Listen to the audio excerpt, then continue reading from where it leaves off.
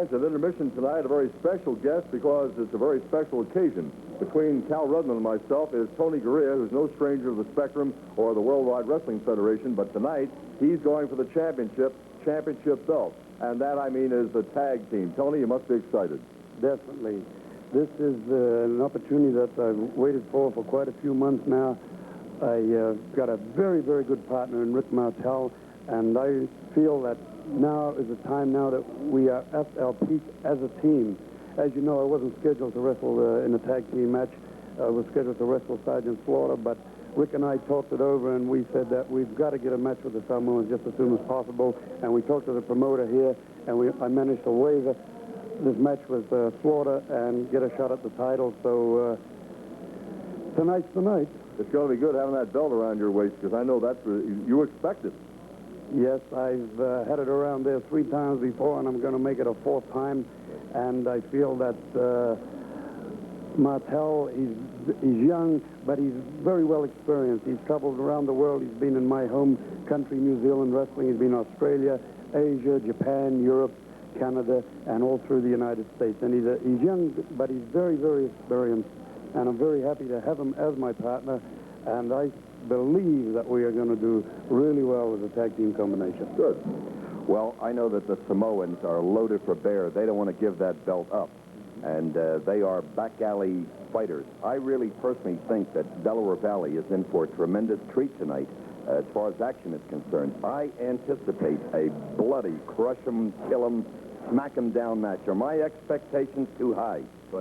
They might be just a little bit high, but I'm going to tell you something there. Those Samoans, they're over 300 pounds apiece, where Rick and I are around the 235, 240 mark.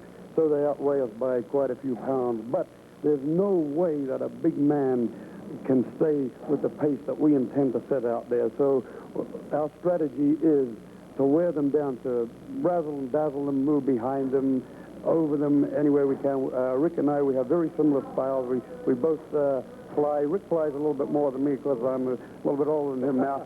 I used to do that. I used to do that a few years back, but I slowed down a little bit. But that's going to be our strategy, and I feel that it's going to work. I mean, 300 pounds is a lot of weight for anybody to carry around, and they're not going to be able to stick with us. We're very confident about that. Martel has come a long way, hasn't he, in terms of ability? He seems to get better every month. Definitely. Escalation in his ability, Tony. Definitely. This will be the first time that he's held a World Championship tag belt, and he's very excited about it. I believe that in the future, Rick Martel could well become a world champion on his own. Well, you know, Tony, I was thinking as you were talking here a few minutes ago, we've watched the Samoans numerous times, singly and also wrestling with their belt as tag team partners. And, you know, sometimes you can get these guys confused by, as you said, fast moves, slick moves, using a lot of speed and dexterity. Yes, this is right, and this is absolutely what we plan to do. We'll tie them down. For big men, they are in good shape, and they do move well, but they're not going to be able to move as much as Rick and I. Stamina, isn't it? You're counting on your stamina and endurance. Definitely. Over the long haul. That's right. I think if we go in there and we try and take them fast, tables could reverse. So we'll take our time. We'll let them come to us. We'll be very defensive in there, and when the time is right, we'll start moving and see what just moves. I've got to ask you a question tonight because I know the fans out there, Tony, probably would never forgive me if I didn't ask it.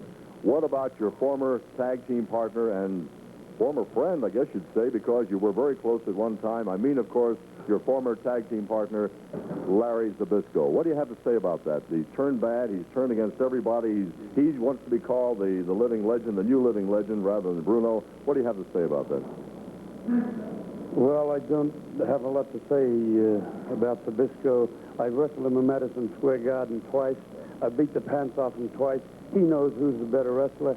He knows who kept the tag team together, and he knows how we won the belts when we were tag team champions. It's just that he likes to have the glory and to be in the limelight, and one of these days he's going to be come back down to earth, and he's going to realize what he's done. Well, I revealed exclusively over the air that his dad, and I don't like to get the family into it, but you have to know about the root that gave you the flower. And his dad, vice president of the United States Steel, and there's a thing about spoiled little rotten rich kids that does go to their head. He was raised with a silver spoon in his mouth, and that never went away. That attitude, we call it attitude. That's absolutely right. He got his college education, and he got his brand new car when he was 16. Right. When I was 16, I was working for, let me see, I'm not lying, I was working for just under $10 a 40-hour week, and I had to save to buy my first car.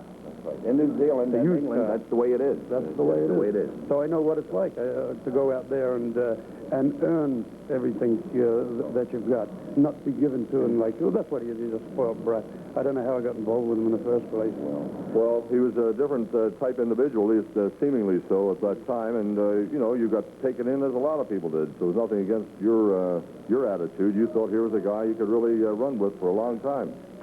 Well, that's about all the time we have for our intermission interview tonight with Tony Garea. Of course, naturally, we wish him only the very best. I'm not going to wish him luck because he doesn't need that. He makes his own luck by way of the way he wrestles. Cal, any parting comments? Well, just somebody once described to me that has wrestled Tony, when Tony hits you with a left hook, or the wrestling form of it, and said that when Tony hits you with a left hook, it travels about 6 inches, and they can count to 100 over your butt in fractions, and you won't get up. And then when he hits you in the gut, it's like a white hot steel poker.